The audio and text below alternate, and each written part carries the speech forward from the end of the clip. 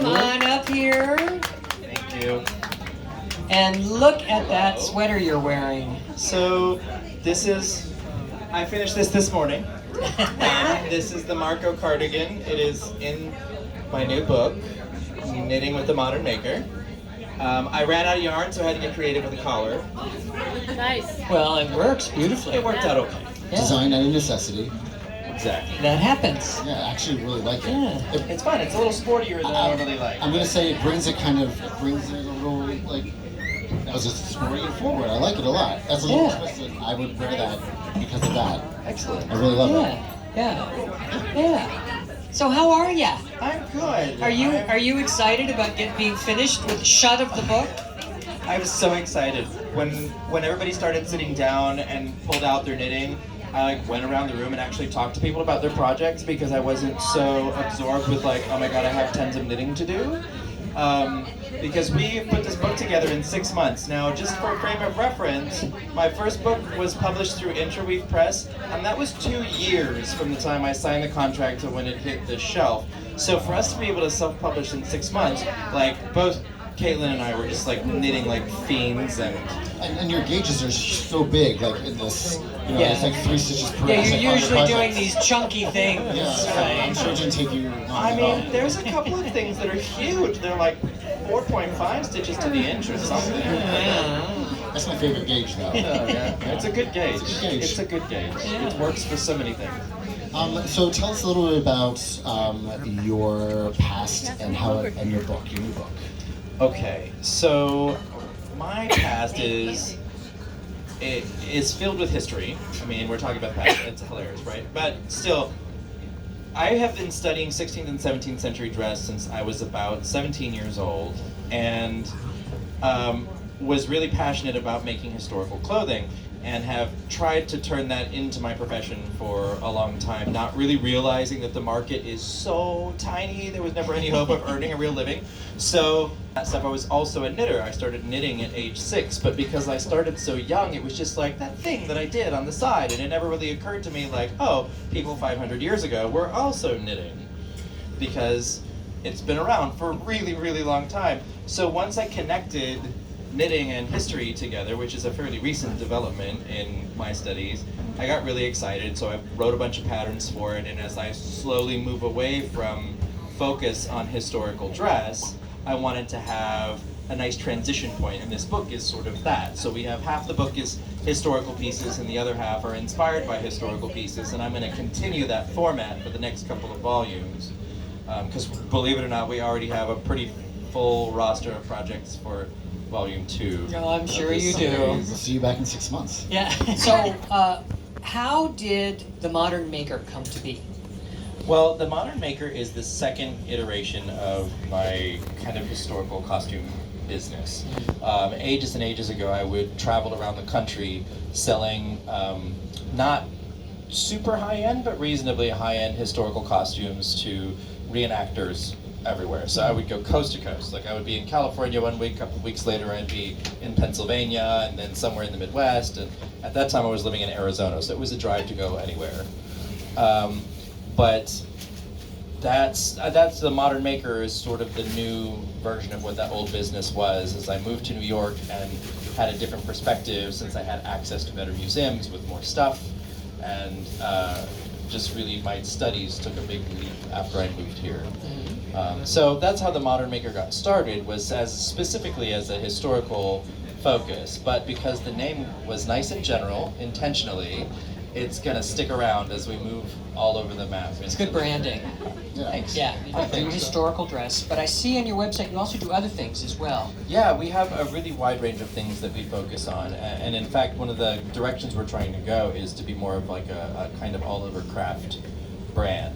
So we focus on historical dress, which means we focus on a lot of historical craft as well, and in so doing, it brings us a lot of techniques that can be used for modern design and modern art craft as well. So that means lace making, weaving, I've even started doing some painting, various kinds of arts and crafts from history, and informing a modern version of them, but sort of bringing the high level of skill from history into it, because as crafts develop, they get more and more simplistic, And we sort of really saw that with crochet in like the 1980s, 1970s and 1980s. It was like all of this big, chunky, fat acrylic stuff that was really popular. But some of the most exquisite crochet that you've ever seen is like this beautiful 19th century fine thread lace crochet. So it's at that kind of level that we're trying to bring in. We also do fashion kinds of things. We do menswear. I'm a pattern maker, so I've written books about pattern making. And we have a special pattern making system that stems from a 500-year-old pattern making system that is pretty remarkable for making a pattern for any size and a surprisingly close fit on the first try. That's amazing. So how about your publishing? What sort of, I mean, this isn't your first book. No. Yeah, you've had other books. So tell us about how your publishing arm of your business came about. Okay, so shortly after I moved to New York, I made my way to Knitty City. It was my first knit shop here. And while I was there, I made a bunch of friends on that very first day, ended up having like a full New York experience, ended up at a poetry reading with knitting in my lap. Like, it was such a story. And did you get drunk? Were you drunk? Oh, it was totally boozy. Oh, well, yeah, there you go. It was a poetry Yeah. reading in a bar. But from that very first meeting, I made some really great connections, and at one point I said, well, gosh, I do a lot of knitting and I really love writing patterns. Maybe I should publish at some point. And someone said, oh, well, let me give you a name to someone who does Knitzine magazine. And so I sent a submission in and started getting an in that way. And then by the time I sent a book proposal for knitting off the axis, it just kind of went right through. Apparently I said it at like the perfect time, and it went through. So that was the very first book I'd ever written, and just between y'all and me, it wasn't really that good. I was not that good at writing patterns, I found out back then. That was more than a decade ago. Don't worry, I'm still not good at it. It's hard. Writing good patterns is actually really difficult. Like, it's hard to do it quickly and be able to trust like all of your grading and scaling and all of those things, and the math. Unless you understand proportion really well, the math is super complicated. Yeah. So I have a question, Yeah. and I wanted to talk about this earlier. Is I've just started doing like through spreadsheets and Excel, and I usually do everything by calculator and write it down. That's how I've always done all my patterns, because I want to make sure that it's correct. Yeah. But like this whole spreadsheet thing is kind of great and kind of still frightening. Yeah. Do you use any spreadsheets or no? I tried a little bit when I was doing knitting off the axis. I started using spreadsheets. At that time, I had been really kind of forcibly pushed into using Excel because of my job. So I was like, well, fine, I'll just use it for everything. And I found that direct grading and like just proportionally the mathematics scaling up and down the sizes didn't always produce the best final proportions, because one of the things is, as human bodies get larger, their proportions are in way different places. So there's like, I do them in proportion sets. You've got your smaller end of the spectrum, your medium end of the spectrum, and your larger end of the spectrum, and each of them has its own unique set of proportions. And that's why in some knitting patterns you'll see like an even spread in the small sizes, and then there's like a jump or a change between the middle sizes and a jump or a change between the larger sizes. And it's because they're trying to make sure that like on a much larger sweater your shoulders don't get too big and your ease doesn't grow too much, etc. Yeah, and I think it's really important as a designer. Like, everybody always wants, for men, like very, very large, and then really, really extra small. And it goes for women as well. But sometimes you can't do extra, extra, extra small, or 6 times extra large, because the integrity of the design kind of gets lost. And if it's a bulky sweater, like, you don't want to do that. Oh, seriously, like there's no way to get any kind of design in a super small sweater where you got like 2 stitches to the inch. Yeah. It's like, how are you That's supposed so to good to hear that, like, you think about that, though. Like, you change the design to be able to fit the person's body type, and that's really important. Yeah, and that's good to know for, And there's a lot to be said for some of the 18th and 19th century, like how to change it to a different size using a different yarn and a different needle, because then you're proportionally scaling down the entire design to fit a smaller body, so it will actually look better on their body anyway. So we actually have, in this book, we've got some color work mittens that we have, and we actually recommend that to make the woman's size mitten, you actually just use fingering weight yarn and smaller needles, rather than try to scale the number of stitches, because these, patterns are placed in a Nordic way on the mittens, and you really don't want to mess with that because it's right where it's supposed to be. So you use DK weight and larger needles for men's size, and you use fingering weight and smaller needles for women's, and it fits really well. Such We've a got great- examples of both. Yeah, such a great way of going about it. Say what? This is a whole other book. Well, we are planning on writing a technical manual, but that's something else. All right. I like that. That's Little great. engaging. Yeah, so would you show us those samples now? Okay, so the samples for this particular book are all back on the table. I figured like all 20 of them, So I if- wasn't going to bring them up. So But- if you want to see the samples, do go back, and Caitlin will be back there at some point, Hi folks, I'm Caitlin. and she will be able to walk you through what there is to look at back there. And there's some great stuff. Yeah, while we're doing the bake-off tasting, they can. Yeah. walk That'll back be a and great do time that, to yeah. go and mob Caitlin at the table. So, the next book that we're going to do is actually going to be all about color work, because I really love color work. When I wrote Knitting Off the Axis 10 years ago, it was all about cables and textures for me. Like, I was really into just like a great color and a beautiful yarn and lots of texture and cables. And as I got back into knitting recently, I'm like, I'm not into that anymore. Like, it's fun and stuff, but I want something bigger and better. And after seeing and handling some of these 17th century cardigans, like, Look at that. Oh. That is incredible. just a front panel, but you can see how complex the designs are. And this gauge is actually about twice the coarseness of the originals that I've handled. Like, they're 24 stitches to the inch. And the originals are probably knit mostly on the early versions of knitting machines, which were patented in 1598. So it's entirely possible that most of them weren't knit by hand, but there are some. I've examined some that are very clearly knit by hand. This gauge is much more humanly achievable. It is about 10 to 11 stitches to the inch in the color work areas. So we're going to do 1 or 2 complete cardigans in this style. And then we're going to use all of these color patterns come from 16th and 17th century color work chart books. So they had like these embroidery books that they would have these beautiful charted patterns in, and all the color work that you'll see in the current book comes from those books as well. And so we're just going to expand on that and go bigger and with more color. What a beautiful holiday sweater that would be. Talk about the antithesis of the ugly Christmas sweater. And we're going to do it in a bunch of different gauges too. Like, this will be like the main showpiece of the book, this is the centerpiece of the book. Everything else will sort of span out from there in the same way that this current volume is done, where history is the original core, and then there's a bunch of designs that are based on history. So there'll be a lot of things that are far more knittable and same. That's such a lovely idea, actually, because there's so many people that are fascinated by it but don't want to live it, you know? Exactly. Yeah. Exactly. I like running water in a toilet that flushes. This is, There you go, yeah. this is just a swatch of a different design, a different color silk. Beautiful. Yeah. So that's that. Nice. Well, this is exciting. It's fantastic. Yeah. So, oh, well. No, that's the thing. That's something. Well, So we have some fun prizes that you've brought in, Yes. and they have an interesting theme to them. You want to tell us about that?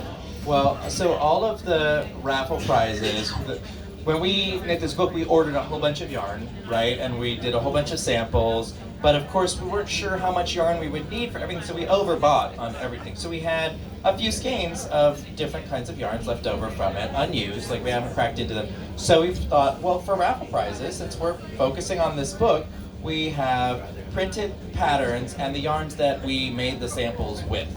So we've got 4 different raffle prizes here. This one, this is a very commercially available yarn. It's Peyton sock yarn, but it's for our modern sock that we have in the book, which is a modern use sock, but the heel and gusset are all done in the 16th century Italian style. So it is unlike any sock, I promise, it's unlike any sock you've ever knit. I've never seen a pattern that is as kooky as this heel. So please feel free to run to the back and pick up the sock and look at it. It's really fun. I don't know how well anyone can see from back there, but gotta find the photo of this heel. Look at what the look at this heel. I don't know if you can see Look at that. Look at this heel. Excuse me. Wow. I don't know how well you can see it back there, but it does some really interesting things with the color as it turns the heel and moves into the sole of the Yeah, foot. no, that is really interesting. So when you're using a self-striping yarn, I think it's going to be really beautiful. and Yeah, interesting. no, that'll be fun. And this yarn is so pretty. Yes, and it washes up really nicely Yeah, too. very nice. All right, so that's the first one, and then you have First 3 others. Yep. Shall we give this one away first? Yeah. Sure. Let's give All away right. the kooky heel. Let's give away the kooky heel. Drita. Bucket me. Or cup me. Oh, and we've got a Oh, popcorn popcorn bucket me. tonight. Perfect. Corn me. Yay! You can actually reach into this one, You Matthew. get to pick. Oh, I do. Oh. Yes, it's Yeah. the last 3 digits. Okay. Check your tickets, the last 3 digits. The last 3 digits on this ticket are 270. 270. 270. We have a winner. Oh, come on up. Come on up and see Josh, our ticket Nazi. Our number Nazi. Stop saying nonsense. There you go, congratulations. All right. If you have any questions, you can always email us. Well, I've been mostly hanging out at the front and sadly chatting with my husband, who I don't see very often because of our work schedules. Honey, please wave.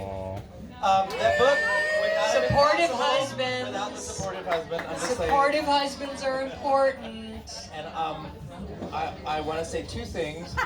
One, thank you so much, both of you, for hosting this book release. I'm really. Oh, we were so Just excited so when you humbled. said you were doing the book and wanted to come and do the launch party. Congratulations on finishing it. I mean, Thank you. Yeah. I couldn't do it without you. It's literally the first book I've finished on time with the deadline. I've written 4, right? This is the first one that's on time. All I'm right. not kidding. You're growing up. I'm telling you. There's a new trend afoot. I like that.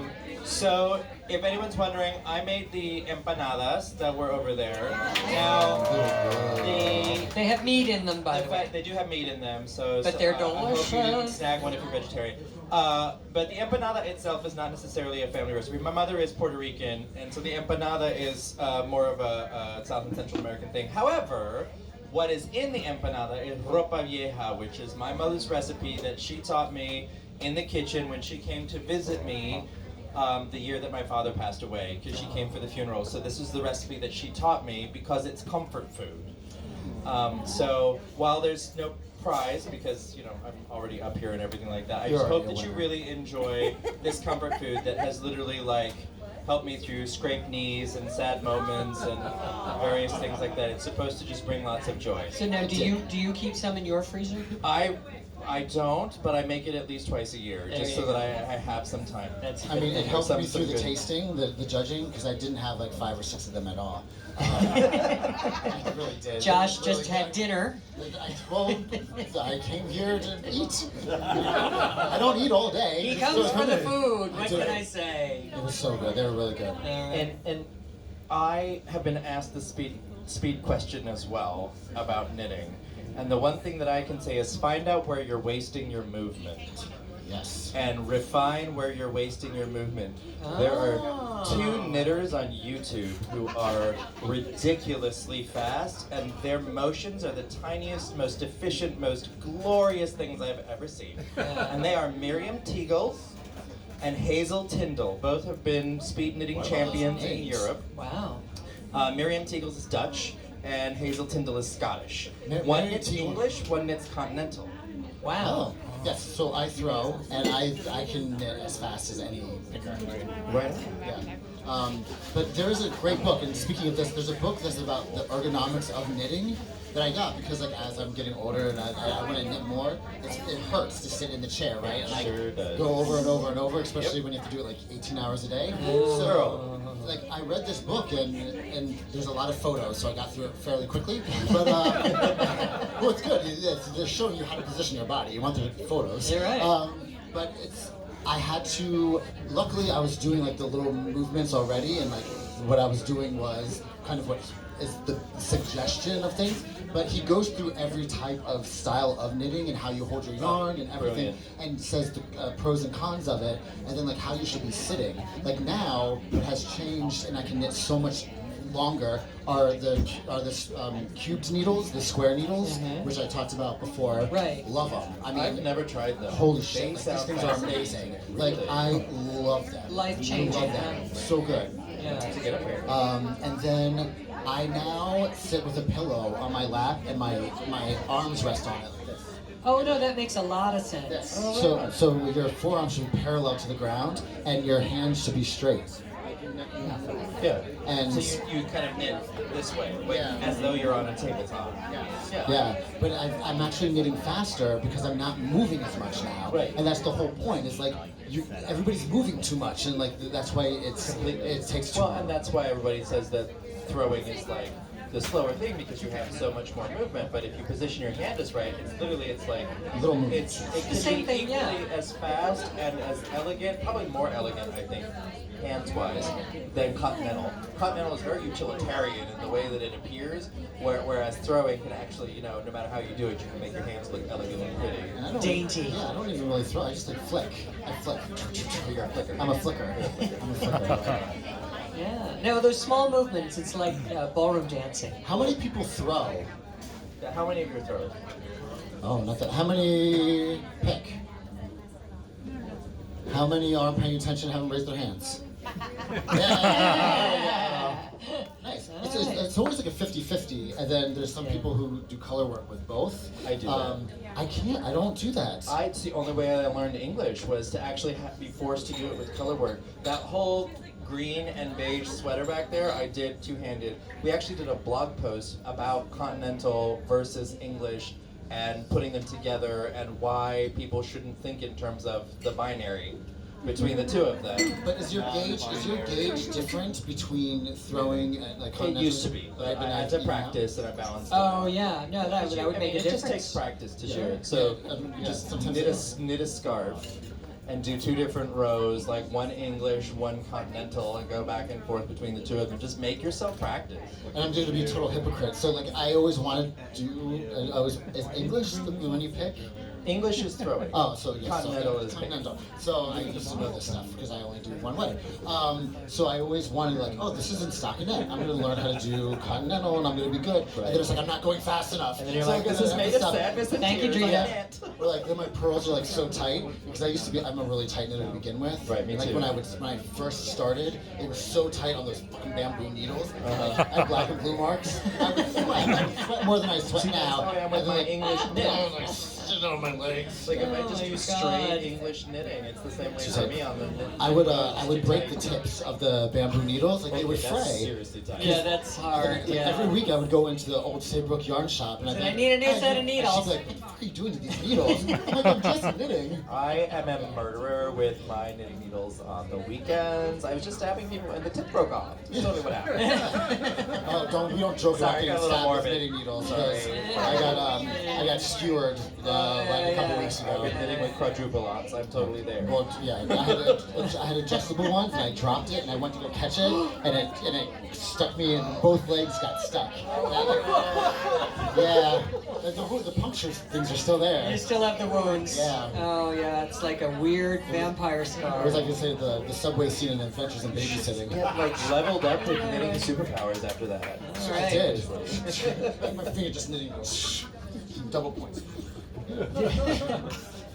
All right. So what else do we have to give away Oh, yeah. here? So the next raffle that we have to give away is the Simple Gauntlet Mittens or Mints. You get to choose.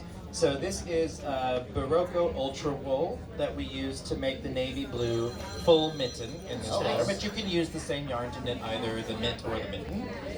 And it's a lovely yarn. It knits up really, really nicely. It's very soft and fun. And it is also superwash, so you don't have to worry about it felting. Very nice. All right, Matthew. Last three. We have 297. 297. We got a winner. 2 minus 9. Wait a minute, is that Caitlin's? This yarn going right back to the office? Oh, no. You know you're gonna take it home.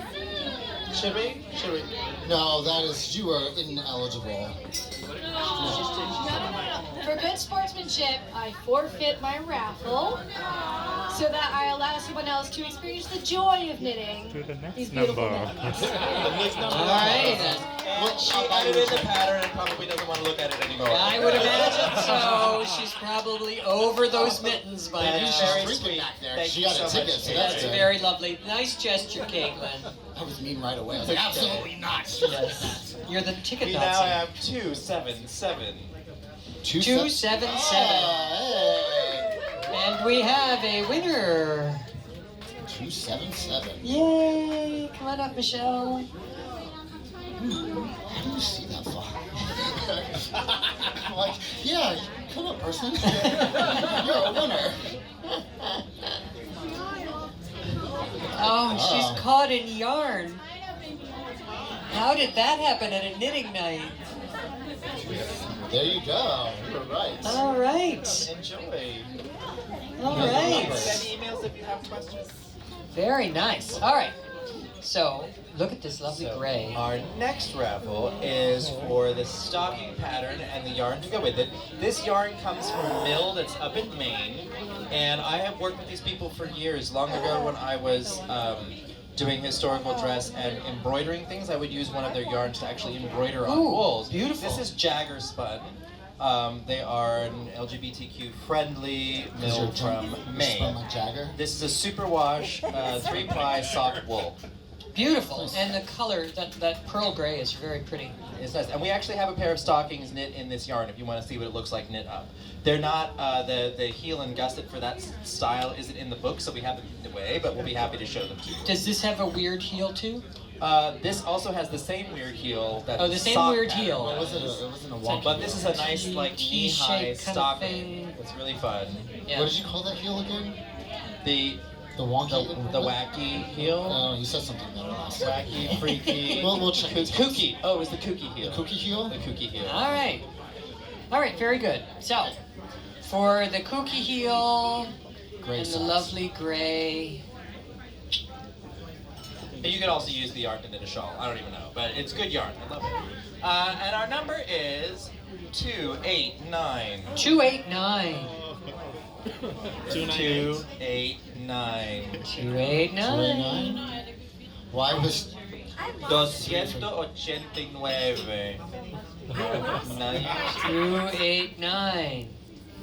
no, right. Going once. And I double checked it. It was not a dyslexic mistake or anything. It was 289. Going twice. 2 is very hungry. 298. I lost my ticket. Oh no. Well, it probably was 289, but sorry. Probably was. We'll check the floor later. All right. Okay. And we'll find 289. 387. No. Don't confuse it. This is 264. 264. And we have a winner. Oh! 264. Come on down. You're the next contestant. Oh my god, that's my favorite show. I know it Did you is. raise your hair that you hadn't been here before? Oh, congratulations. A newbie. Nice. Newbie winner. Hey! We'll take your ticket. Because I don't trust you since you're new. Okay, there you go. Enjoy. Congratulations. Welcome. All right, and we have one more prize.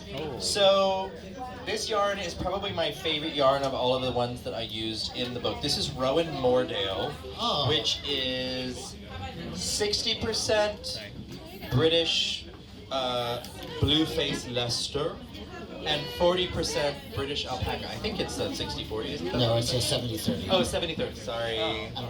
But those Rowan designers, they're very good, right? Yeah. But the yarn is amazing to work with. We did both the Ninfea cardigan, which is the beige and green cardigan back there, as well as the red and gold mittens that you see right here. So this pattern is the pattern for the colorwork mittens. Colorwork gauntlets. Love that. Look at that.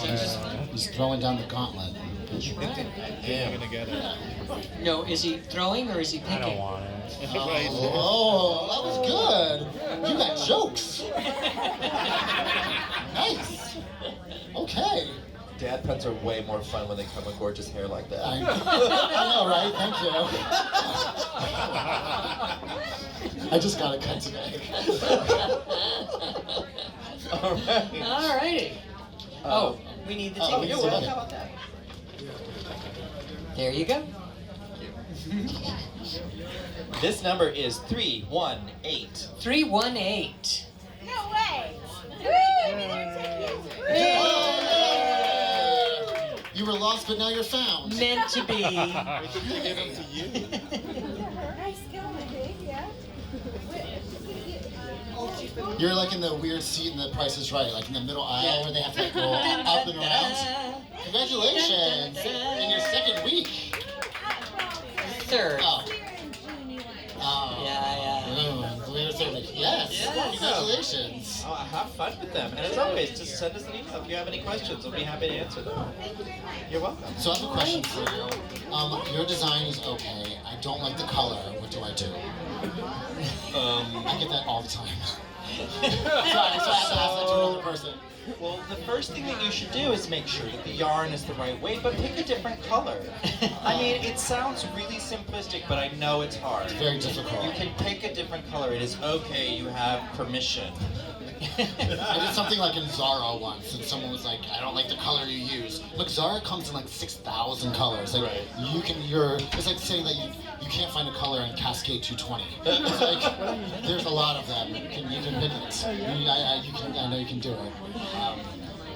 So on that note, like what is the weirdest question? Because I have to say, like, you have a very unique background in design inspiration. So what is kind of the weirdest question or the weirdest thing that you've come across? Okay, so I have two answers for this actually. Okay, so The two first answer, what is the weirdest question I've ever been asked? And it is because when I lived in St. Louis, I used to go and demo handcrafts at this museum that's there. What's the name of that museum, honey? Fun times. The one that all the kids go to. City Museum. I think it's just the St. Louis City Museum. Anyway, I used to demo there, and I was knitting, and somebody walks up and they literally ask, "Are you doing that?" And I was like, "Bitch, my hands are right here playing in this thread. What are you doing that? Are you doing that?" And it just struck me as the oddest That is question. an odd question. You know, I've had friends who are historians that are like handling their children on historic sites and historic dress, and people ask if it's a real baby, and they're like, "It's crying." No, it's Can you not animatronic. tell? It's right. These are very realistic now. And it's true. And there's a whole movie about that. I think there's a robot baby in the back. I think I saw too earlier. Yeah. Yes. Somewhere. Yeah. So that's, So that's the weirdest one. question. Yeah, that's I've a ever really been good asked. one. I the like that. oddest. I mean, this would have been great if I hadn't been so busy finishing this book to come on the Weird Materials night. I did a bunch of runway looks for Theory for a couple of seasons in a row, and they had a Thayskins Theory piece that they had me knit, and it was metal chain. So you know the chain that connects the ballpoint pen to the countertop at the courthouse or wherever? Yeah. It was that, only it was thinner, and I had to knit an entire tank top out of that thing. Wow. In 2 different colors. And let me tell you, you do not drop a stitch. Because it's the second you drop it, literally like It seconds, falls it's all out. the way Yeah, down. right. Well, I crocheted around that with Alexander Wang. We did a whole entire dress, but it was crocheted around and the balls were showing, and you crochet between them. Nightmare. Awful. Nightmare. I brought it. Did That you night. It was like a remember? big ball chain. I have a swatch of that stuff in my sweater portfolio because I Yeah. just need to look at it, and every time I see it, I give myself another gold star. I bet. Yeah. That's wild. So what's coming up for you now that you have finished the book? Well, You gonna get some time off?